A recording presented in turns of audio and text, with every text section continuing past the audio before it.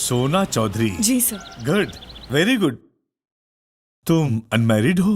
Of course sir, I am unmarried. Sorry ma'am, ये job मैं तुम्हें दे नहीं सकता क्योंकि मेरे यहाँ सिर्फ शादीशुदा लोग ही काम कर सकते हैं। शादीशुदा? सर शादी हुई नहीं लेकिन तय हो गई है सर। सर अब तो आप मुझे ये जॉब दे दीजिए ना सर, प्लीज। होने वाली है ना, हुई तो नहीं है ना? I need this job sir.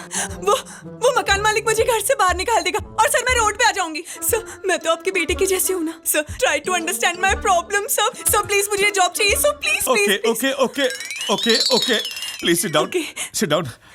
अच्छा, शादी के कार्ड तो छप गए होंगे ना? कार्ड? नो नो सर, बस छपने वाला है sir. Very good. Do one thing, तुम शादी का कार्ड ला करके मुझे दे दो, मैं तुम्हें जॉब दे दूंगा, ठीक है? ये कहाँ से लाऊंगी? हाँ sir, okay sir, okay okay. Thank you so much sir, thank you so much sir, thank you.